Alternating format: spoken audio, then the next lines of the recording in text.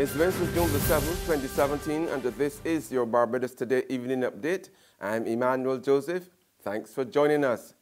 We begin with the results from this year's Common Entrance Examination. Rihanna Jordan of Christchurch Primary is the top performing girl. She scored a total of 243.70 and is headed to Queen's College. When Barbados Today caught up with Rihanna at her school this afternoon, she was over the moon about her achievement. I'm very proud. I know that I did a lot of work. I had to sacrifice a few things, but I'm very glad they all paid off. What do you think about going to Queen's College?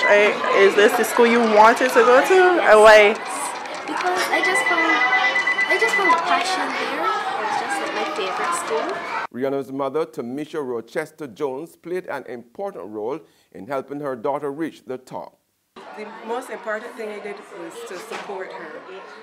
I would help her prepare for tests. I would help her with revision. I would give her practice exercises, past papers. And then she would come, I'd be lying down, and she said, "Mommy, I want some sums to practice."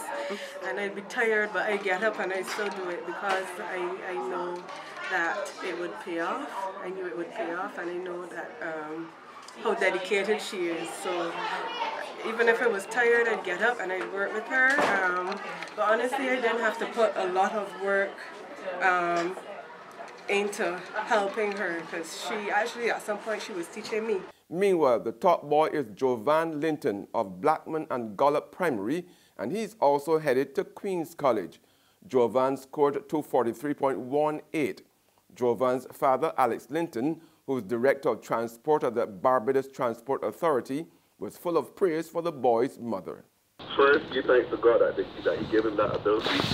Second, thanks totally to Mommy. And third, thanks to the lesson teacher, especially the lady, I can't remember her full name. I know she's Angela, because she taught also a next top boy, so it working out very good. And Mr. Lane from St. Cyprian's, because Jovan first started at St. Cyprian's, then he went across to Blackman and Gollop. Okay? Okay. So that's the order. Thanks. He worked very hard though, Emmanuel. He really, and by the way, he's an early sitter. He just turned 10 in March, so he's one of the 13 early sitters, and he's top boy. I'm not sure if that's been done before. And Education Minister Ronald Jones told a news conference that 13 students scored full marks in maths compared to 3 in 2016 and 7 in 2015. This year, 10 students were among the top performers in English. Now, overall, the performance in mathematics in 2017, as I said, has improved. And this has been an increase in the overall performance of both males and females over 2016. For females, the overall performance has increased to 58.1%, just shy of 60% from 51.92% in 2016. And for males, this has increased to 51.8 from 44.7 in 2016. Barbados and Israel are expected to open negotiations in the foreseeable future on ways to increase the two-way trade. Minister of Tourism Richard Seeley told the Caribbean Israeli Technology Conference and Exhibition at Hilton Barbados this morning he hopes the talks would take place soon. So I think that the areas that Israel has demonstrated some capacity in are areas that we ourselves need to focus on. For some time, we have been using the sun as a source of energy, whether to heat water or to provide electricity. And there's a lot that, again, we can learn from some very smart firms that are here from Israel, I'm told.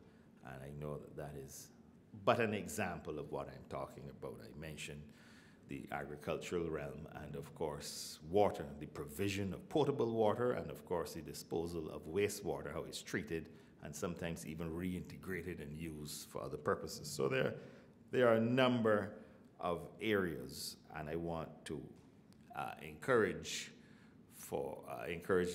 those discussions to take place and for those advances to lead us, of course, into developing meaningful relations. Meanwhile, a group calling itself Caribbean Against Apartheid in Palestine took to the streets in Barbados today to protest the Israeli trade conference at the Hilton. The group of 4 people gathered at the junction of Upper Bay Street and the road leading to the Hilton, displayed a banner which screamed, "Free Palestine." Secretary of the CAAP, Lalo Hanuman, told reporters his organization sees Israel as an apartheid and racist country. But unfortunately, lots of people in the Caribbean look upon Israel today as being the Israel of the Bible. And they're totally different states. The Kingdom of Israel is not the same as the Republic of Israel. The Republic of Israel is a racist, nefarious state responsible for the deaths of countless children, and I would also argue that also responsible for the growth of organizations like Al-Qaeda and ISIS. One of the island's latest political parties today introduced 3 new candidates to contest the upcoming general elections. Leader of Citizens Action Partnership, or CAP, Wendell Callender, told a news conference this morning that building contractor Victor Knight will be running against Health Minister John Boyce in Christchurch South, security guard Peter Rock against opposition leader Mia Motley in St. Michael North East, and pastor and businessman Richard Barrow against Social Care Minister Steve Blackett in St. Michael Central.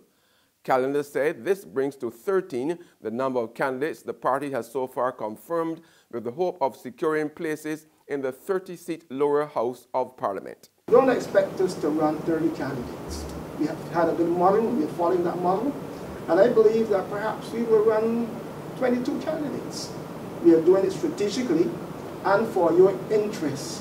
It is very important that based on the equipment that we have and the resources that we have, that we place great emphasis on the parish of St. Michael, which has 11 constituencies.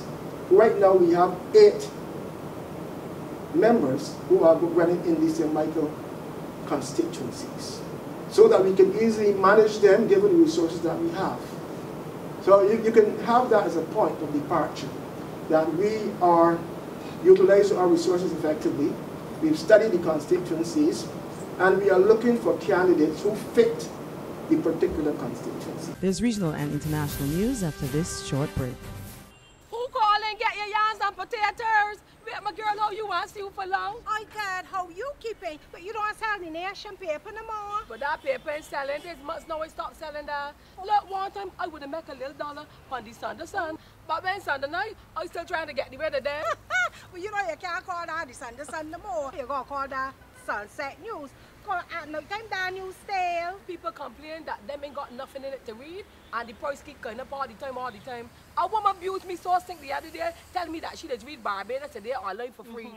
I can't take that abusing soul, so I switched to my potatoes and yams. Well, let me tell you, if pork selling, you got to raise pigs.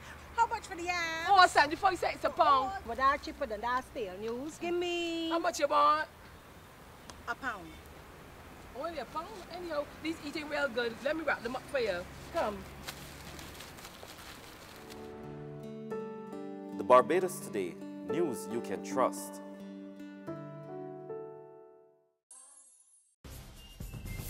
We're back with news from the region now. Diplomatic relations between Trinidad and Tobago and Jamaica have reached a new low.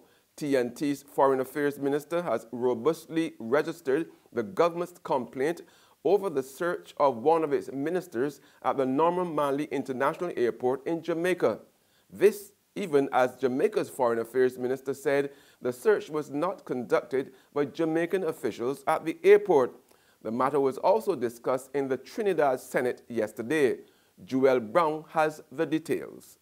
Opposition Senator Wade Mark wanted to know what measures are being undertaken to ensure there is no repeat of the kind of search Government Minister Ayanna Webster Roy underwent at an airport in Jamaica during a recent trip there. I, in a very forceful manner, made known to the Minister of Foreign Affairs of Jamaica our complaints, and I countered in a robust fashion whatever counter-arguments would have been presented. I followed it up by writing. I also consulted and made known to the High Commissioner of Jamaica based in Port of Spain the nature of our complaint, And I followed it up by writing to the Minister of Foreign Affairs and Foreign Trade of Jamaica in a rather detailed and pointed fashion our concerns. Jamaica's Foreign Affairs Minister had said before she received any such correspondence, "Our initial inquiries indicate that a search took place, but that it was conducted by a private security company retained by the international airline on which the minister and her delegation were traveling."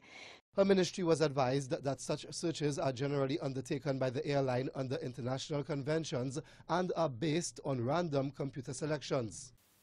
And on the international scene, twin attacks on the Iranian parliament and Ayatollah Khamenei's mausoleum in the capital Tehran have killed at least 12 people and injured many more. And that's news, but for the very latest, visit our website at www.barbadostoday.bb. Also subscribe to our e-paper, email updates, and like us on Facebook.